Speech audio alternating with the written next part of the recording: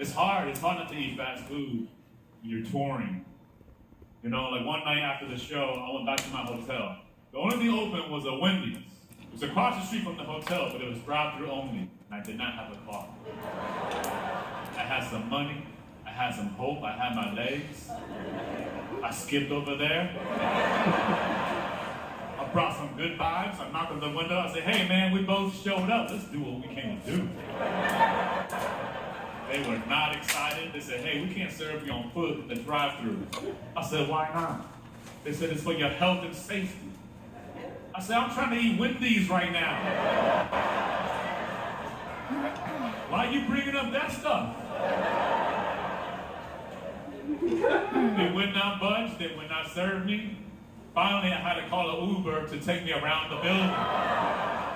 I was precise. I was like, pick me up at the menu, drop me off at the window. It's a short ride. I'm sorry, but I'm gonna get you some nuggies. Recently, I was on tour. I was in Canada, and in Canada, you can only buy alcohol at certain government-run liquor stores. Yep. I didn't know this. I was at the grocery store. I accidentally bought a 6-pack of non-alcoholic beer. I should have known something was off. It was room temperature. That's a small red flag. I went back to my condo. I put 5 in the freezer. I put 1 in a bowl full of ice. Got it real cold. Cracked it open. Took a few sips. I was like, oh, that's not refreshing. I looked at the can. I was like, oh, that's not even alcohol. This is basically bubbly barley juice. I was resigned. I was like, I guess I'm gonna have a sober night. I guess it's bedtime soon. Next thing I knew, I finished the can. I drank the other 5. Killed the whole 6-pack. At which point I realized, man, I'm really out of control. I'm also suffering from non-alcoholism as well. That's bad, man. That's bad. I'm not gonna make it. I'm gonna be the first guy to lose his life to basic fluids.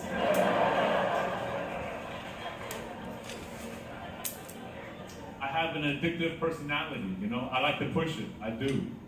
My tolerance for weed and alcohol right now is way too high. I'm trying to bring it down.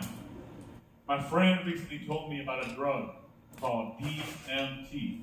It's a very powerful hallucinogenic that's supposed to give you a sense of what death will be like.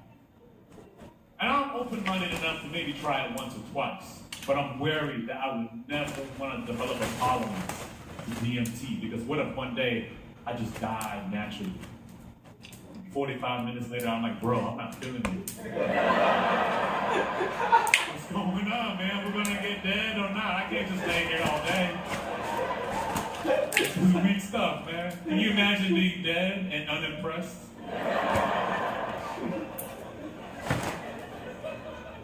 I'm grateful. I'm very grateful for this journey and stand-up. I spent a good amount of time in New York City. Great place to elevate your skills as a comedian, but a tougher place to exist for sure. When I first moved to New York, I didn't know how every time you renew your lease in New York City, the rent has to go up every time. I didn't know that. I was around, and most of the cities, the landlords give you a few years to step up your life. That's reasonable. New York City landlords like, you got 1 year to get 10% better. You better hurry. 10%, man, that's a lot. Every year, that's a big return every year. That's a lot of pressure. My parents never gave me that kind of pressure. I felt like I was in New York City trying to make my landlord proud. It was weird. I felt like my dream was to buy my landlord a house. I want that for him, you know, because he pushed me. He believed in me. He chose me for Unit 16.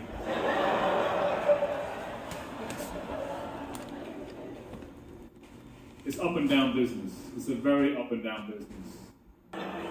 Maybe that's what I gotta do to make it. I know my nephew will be pumped to see me. Hell yeah, I'll be Uncle of the Year forever. I mean, partly why I do this is to inspire people like my nephew to follow their dreams. And the Asian American comedian, that's pretty exciting, but to be the first Asian American choo-choo train, that's trailblazing. I love this life, I do, I appreciate it, but sometimes I miss the stability of my old job. I used to work in an office. The best part about any office job is the fact that you can print. You print whatever you gotta print, man. That's why I went to work. So I could get paid, I get health care, and I print stuff for me and my loved ones. I know you got a printer at home. We all got a printer at home. That's for emergency use only. The printer at home right now, that printer is currently unplugged. It's dusty. It only has cyan. All your documents come out blue. Oh, you an architect?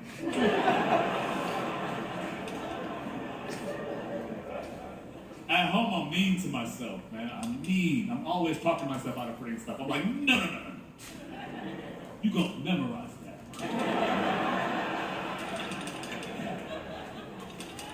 If I have to print at home, I'm like, okay, we're gonna select the pages. There's no print all. Print all is for work. At home, we select pages. Double-sided. Grayscale. Lightest setting possible. When it comes out, it better be invisible.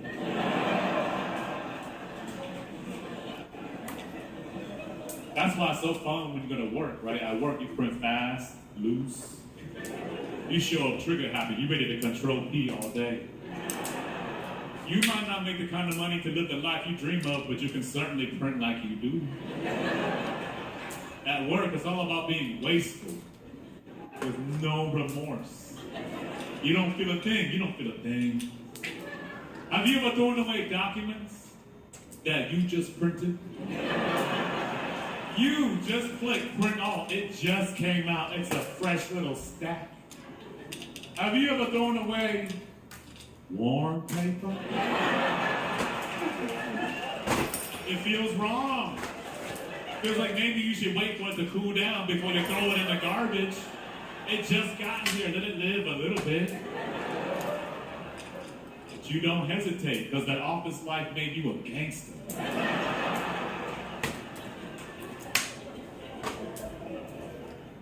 It's weird, right? It's weird. They try to control you in so many ways at work.